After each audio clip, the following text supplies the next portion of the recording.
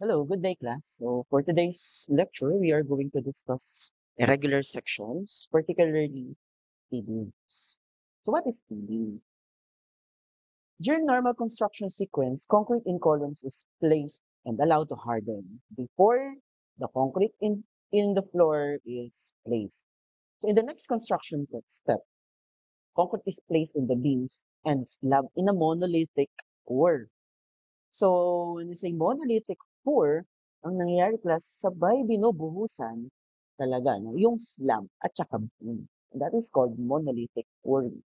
Now, as a result, the slab serves as a tough flange of the beam and such beam is referred to as a T-beam.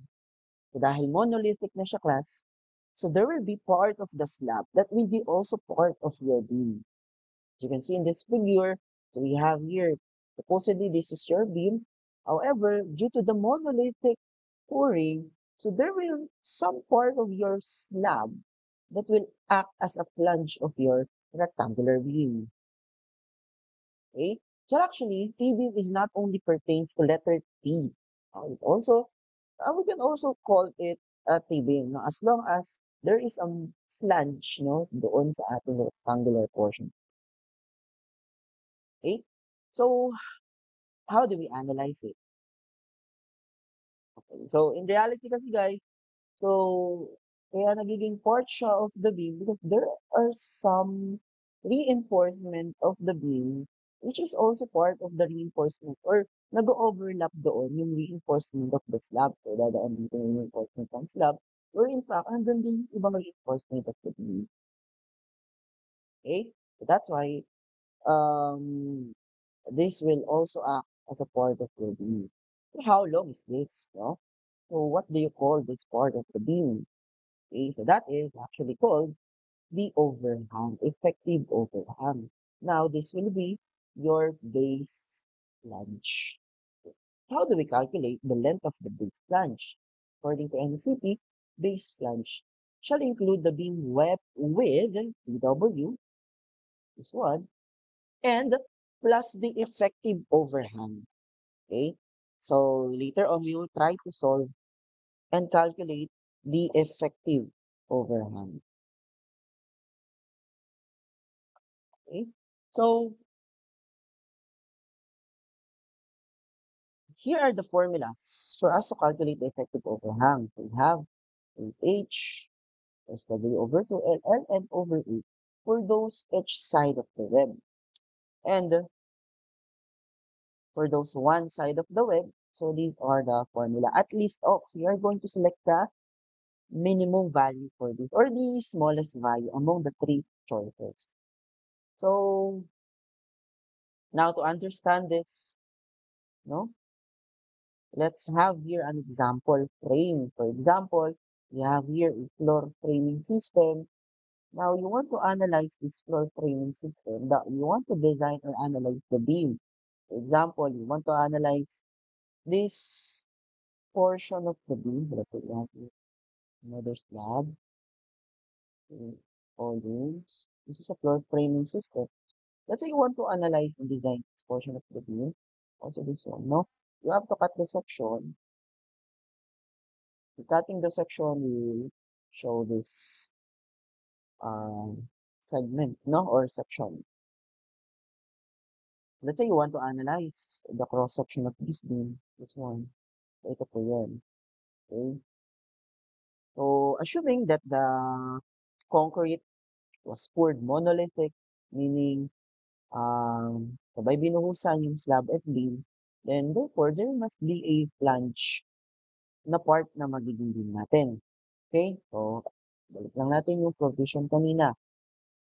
So, meron tayo ditong flange location. That is each side of the bed and the one side of the bed. Okay? Again, this is your floor framing plan. So, this is your floor framing plan. Okay. Now, we have an edge beam. So, nasa dulo siya. And then we have an interior beam. So, saan applicable?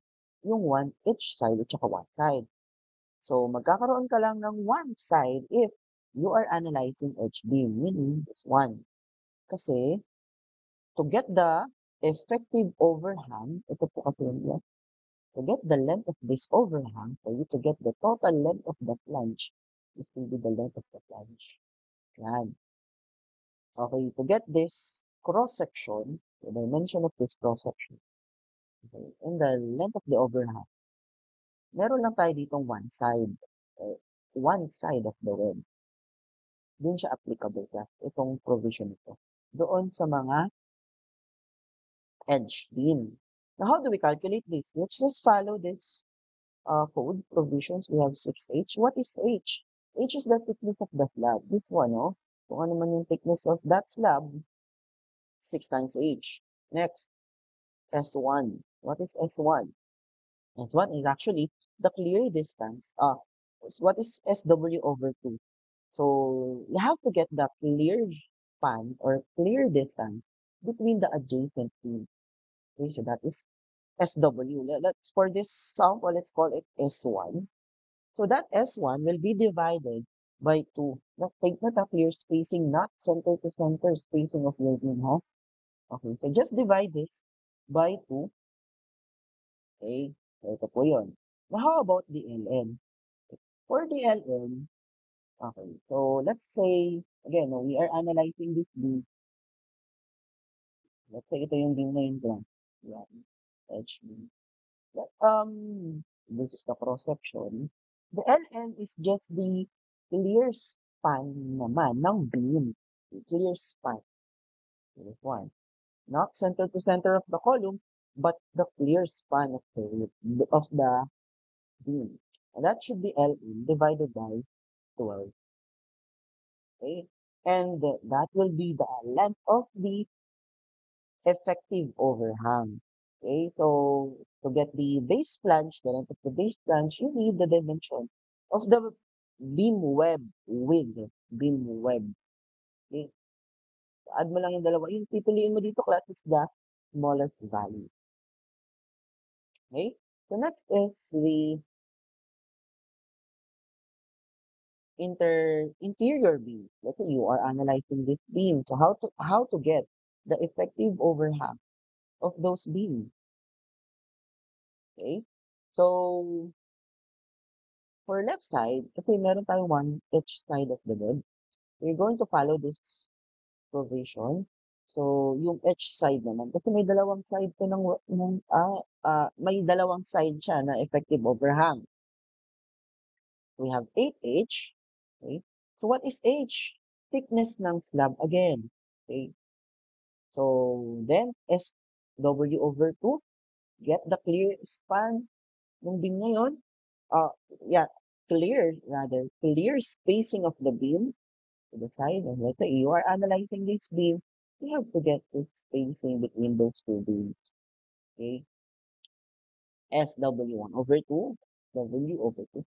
So next is the LN over A, or just get the clear span of this beam. Clear, ha? So when you say clear, it should be from the face of the column to the other face of the column.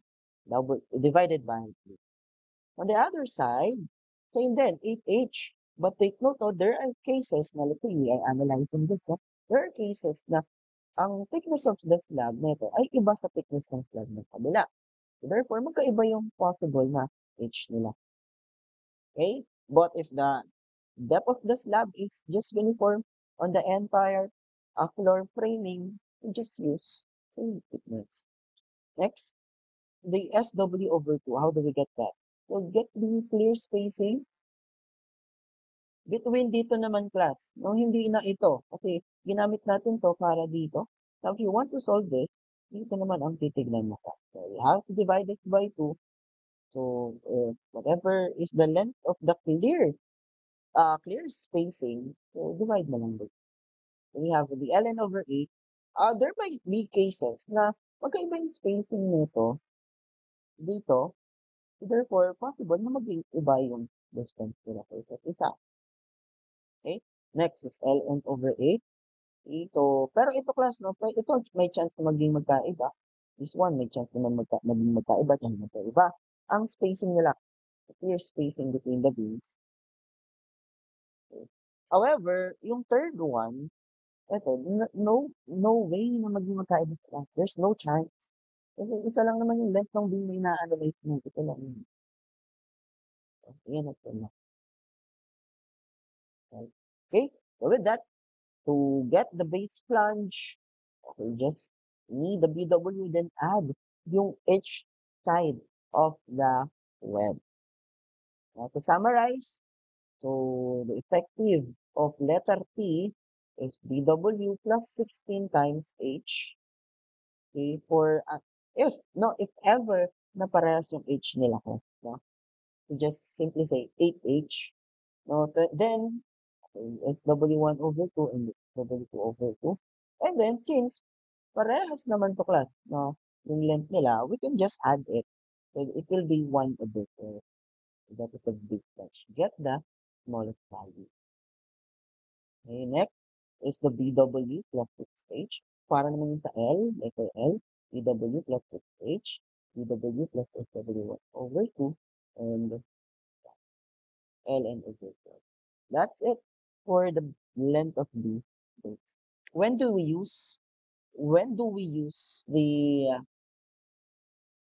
T-beams and L-beam? Not all the cases, lahat ba ng section of the beam, once I analyze, okay, I want to analyze this beam, lahat ba na kapag kinat-10 plus, considered ba siya as T-beam? Okay, the answer is no.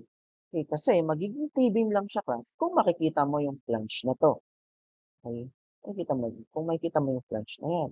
Saan ba siya ginagamit class? Ginagamit lang siya for positive sections or mostly sa midspan. Ano bang meron sa positive section? We will try to recall. For positive section, positive, no? It will bend happy. Okay, happy yung bending. Meaning, nasaan yung bakal? Nandito yung bakal. So therefore, yung compression bars nasa taas. Letter T yan class. Yung compression block nasa taas. So lalaki yung compression area. Lalaki yung compression block natin. Kasi meron na tayong base flange. Kapag positive section okay, ito yun, pagka positive section. However, yung compression nasa taas. However, if that is for negative section, you'll be sad. Okay? You'll be sad. Where is the tension? Sa taas. Andun yung bakal.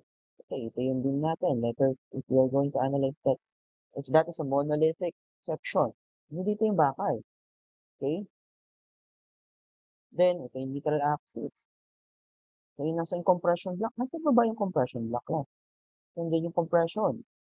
Diba? So, what will happen to this area? Diba? Since that area is in tension, therefore, the concrete will be neglected. The concrete area will be neglected. So, wala rin kwenta class kung monolithic yan. Kasi hindi mo rin naman magagamit yung flange mo kasi for tension yung portion na yun.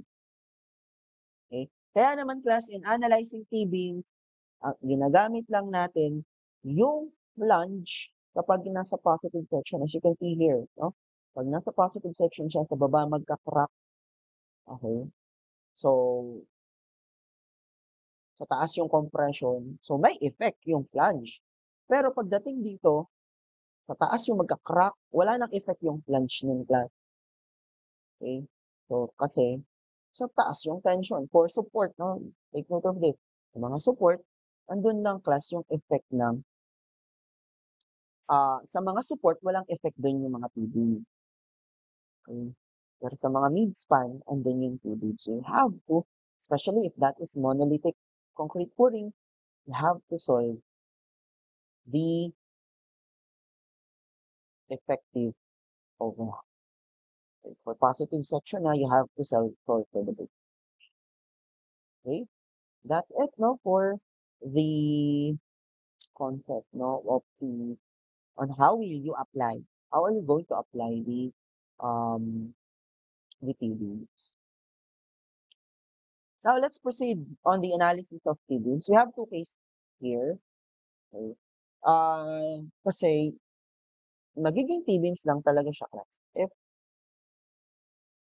yung analysis, no, magiging bago yung analysis natin, different siya from singling. If the depth of compression block, this one is the depth of compression, exceeds the thickness of your slab. This is your slab, no? And then this is the base flange.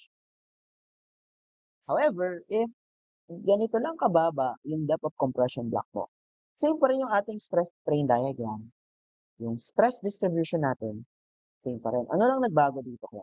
You can observe, okay? Again, before you solve T-beams, make sure na praktisado na natin class yung singly reinforced analysis and design. Okay, so ganito kasi itsura din ng singly reinforced. The uniform distribution of the stress is acting on the depth of compression block. No, but as you can see here, it is no longer stress.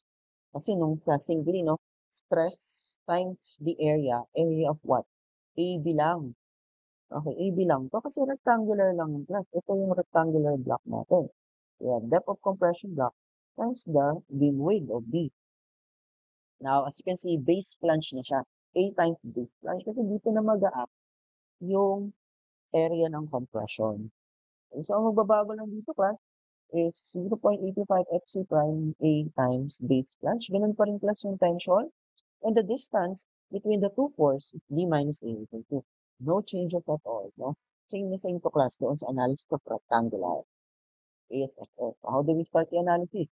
We start with the equilibrium. Pero kasi may dalawang case tayo dito. So the first case is A is less than T. So ito yon pag nangyari. No? So, pero kung tumama yung, how do we check if that is correct? No, pag nag-C is equal to T ka, of course, you have to assume that it is yielding muna, di ba? So, dalawa yung assumption mo. C is equal to T, then substitute 0.85 FC prime AS FY since you assume that this is yielding. Okay, so you have the base flange naman nandito. You have to solve first the base flange bago ka mag-analysis. Okay? And again, this is analysis. So the number of bars is already given. The dimension, you have the dimension. Now solve for A. After solving for A, if A is less than the thickness of the slab, therefore your assumption is correct. So, okay na, tuloy-tuloy mo na. Parang katulad na lang din ng CSID. Okay, solve C, solve yung EF. Okay, pagka-solve ng EF, assume, check if it is yielding or not, because the strain is located at the depth of the compression, at the effective depth. Okay, then, yan, so the reduction factor from the 80, the strain, yung solve 80 from the, ano natin, no, format, or from this reference. Okay, so, from MC position. So, you have transition, tension, transition, compression, and then solve the moment capacity. If you are going to solve the moment capacity, it's up to you kung anong gagamitin mo dyan. Is either compression or tension. Okay, so multiply mo lang. So if you use tension, you have ASFY kasi yielding to. If that is not yield, if the steel does not yield, use FS. Then solve MN. That's it. Now you may also use compression, no? So instead of ASFY 0.85, FC5 A times the base flange. The other case is A is greater than T. Ito na talaga ko yung letter T ng T-beam. Kasi class, again, this is your DT, this is your effective depth, okay? And this is the neutral axis, you have to draw the strain diagram. Kahit anong shape class ng beam mo, lagi ang ganyan ang magiging strain diagram nito. Okay? So this is your strain diagram. This is the maximum strain of your of the concrete. This is ES and E2. Okay, so this is C, this is B minus C, and this is BP minus C. BP minus C. Then we have to draw the stress diagram. As you can see, yung stress distribution ni ay lumampas na sa T. Kasi nandun na yung depth of compression block. Okay? So, but the stress is still uniform. Uniform. Okay, so the stress, the depth of compression block ay nandun pa rin sa A. But, tingnan nyo class, yung depth of compression block natin class ha, more than P na. Okay? So how do we analyze this? It will be very difficult for us, no, to get the centroid of this. Actually, gamit pa tayo ng Varignos theorem to get the centroid of this area. Okay, kasi, di ba, we have to get the centroid of this uniform. Hindi siya class lang sa gitna niya ng centroid. Kasi hindi naman to rectangular, yung compression block natin. So, yung centroid is no longer acting. The centroid of the compression force is no longer acting yung sa gitna ng A. Hindi na ganun. So, you have to get the centroid of this letter T. Kukunin yung centroid ng letter T. But, you can divide this into two areas para madalian ka. Okay? It's the easiest way, you know, in solving the T-beams. Instead of getting the centroid of this letter T, okay, divide this into two areas. Then, magkakaroon ka ngayon ng dalawang compression. One compression acting on the centroid of this area, and then the other compression acting on the centroid of this area. Okay? So, anyway, ang height pala nito, if you have this, and you know that this is A, this should be A minus T. This should be A minus T. Then, kailangan mo class kunin yung centroid ng T. Alam mo naman na yung class. Gitna lang ng T yan. And, papangalanan natin, ito rin, no? Yun yung T. Natin mo nga siya into two areas. Kunin mo rin yung kanyang centroid. Sa gitna yan ng A minus T. Over 2. Okay? So, magkakaroon tayo ng dalawang force dito, compression force. So, we divide it into two areas so that we can easily compute its centroid. So, ito, C1 acting on the centroid of this slab. Okay? So, how do we get the force? Madali na lang din class. Kasi you know the stress, uniform stress, and you know this area. Kaya, stress times the area. Tingnan mo class yung area. Thickness times the big stretch. That is the area for your first force. And the other force is acting on the centroid of this area. So, tawagin natin yung P2. So, stress, uniform stress, so, times the area. So, just take a look on this area. And what will be the area of that? So, height times B. Ito na po. No? So, A minus B times B. That will be the area. Okay? So,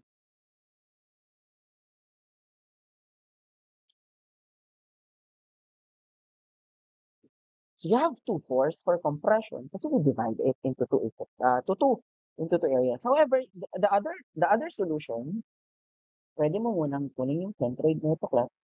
Ito medyo mas mahirap siya. Kunin mo na yung centroid niya. In terms of A, kasi unknown pa yung A na eh, may A siya. So, get the centroid and so that you have only two force, T dito, isa pinagsama mo.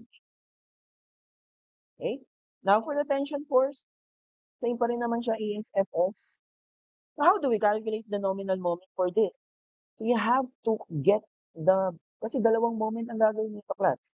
Now, one moment from, instead of using tension here, kasi C1 plus C2 is equal to the tension. So, C1 plus C2 equal to tension. Okay. They must be equilibrium. Now, it's either you use the C1 plus C2, C1 and C2, and then the tension in calculating the nominal moment. The problem, pag ginamit mo yung tension, hindi mo alam yung lever arm niya. Papunta doon sa centroid ng P1 tsaka C2. Okay? Kukunin mo pa kasi yung centroid ng letter T na to. Nasaan ba yung centroid niya? Now, ang gagawin natin class is we will only use this C1 and C2 to get the moment up, the moment. So we just need the moment of C1 and then C2 to calculate the nominal moment. Bawa, ito C1. Di ba, nasa gitna siya ng T. Okay, get yung distance papunta dito sa tension force.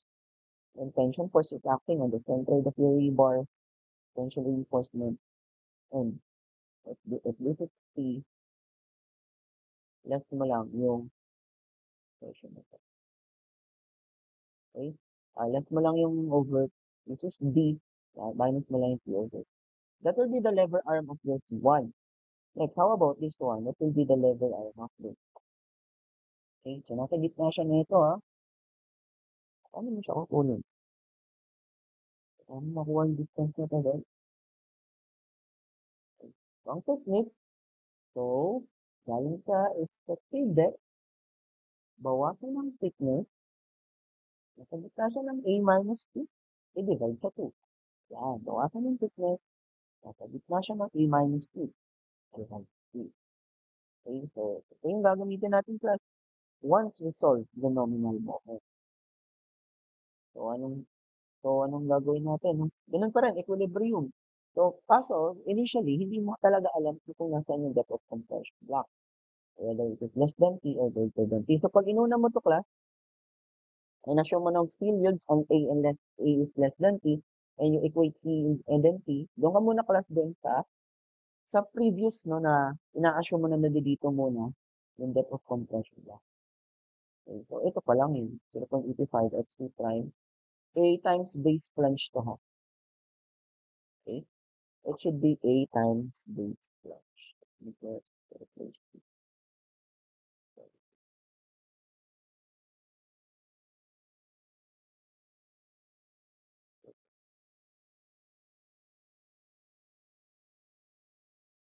So, from C is equal to T, then, yan, no? So, right, we substitute. Ito yung assumption natin kanina, no? Na correct tayo. So, we're going to go back to ito siya, no? Is equal to T is Fy. Assuming that A will be less than the T. However, will happen dyan ay makikita mo na yung A is now greater than 2, so greater than T. So, incorrect yung assumption natin. That will be an incorrect assumption. So, what's next? Ito na yung gagamitin mo ka na equilibrium. So, yung dalawang tignan. So, you have to assume that A is greater than T. Actually, this is no longer an assumption kasi dapat tama na ito. So, T is equal to T. And then, i-add mo to C1 plus C2. C2 is equal to T. Because here, what I did here is I factor out 0.85 at T5. So, pinactor out ko siya. Okay? Para mas umunti yung type. 0.85 stress times this area plus stress times this area. So, is equal to ASFY, which we assume that is 1 unit. Now, solve for A. Then, if A, of course, dapat tumaman to, no? A is greater than 2. Therefore, your assumption is correct. Now, you have to solve for C for you to check if it is yielding or not. Okay, if still yield, then assumption is correct. If does not yield, no, you have to use FS here. Ganun pa rin class, no? To calculate the FS, FS is equal to the modulus of elasticity times strain F. Diba, strain F, that is, ito, derived from this strain diagram. So, multiply by 200,000, it will be 600, B minus C over S2. So, that is the value of FS. You just have to substitute here. So, babalik ka lang doon sa parang rectangular din yung cost, no? But ang nadagdag sa atin dito kasi is this one, no? Ito lang naman yung dami. Now, how do we compute the reduction factor? Ganun pa rin class ang pag-compute from the strain diagram. E2, D2 minus T. Okay. So, E2 is right, base over right is proportional to base over right. And then solve for ET. Okay. Solve for the reduction factor. Whichever kung saan man siya mag-fall. It's either compression control section, transition, or tension control. For transition, no, they have to use the linear interpolation or yung formula for it. Now, how do we solve the moment capacity? So, we are now going to use the C1 and C2. Kasi, di ba, nasanay tayo, naging tension yung ginagamit for calculating the nominal moment. So, now, let's use the compression. Kasi nga, pag tension yung ginamit mo, hindi mo alam yung gagamitin mo. Pag nag-ASFF ka, hindi pwedeng D minus A over 2 class. Wala doon ang centroid ng compression. Wala doon sa gitna. Okay. Wala dyan ang centroid sa gitna ng ano, ng A. Wala dyan yung compression. Yung pinagsamang P1 and P2. Nasaan yun? Nasa centroid po yan. So, hanapin mo yung centroid ng letter P. Matatagalan ka pa din konti, no? So, kaya ganito na lang yung compression na lang yung moment natin isa-isa. So, yung moment mo to, papunta dito sa B minus P over 2. Yan. Yung moment mo to, papunta doon sa this time. Ito, B minus T minus A minus P over 2. And of course, you have to put the reduction factor para hindi siya nominal, no? Para maging flexural moment. Okay?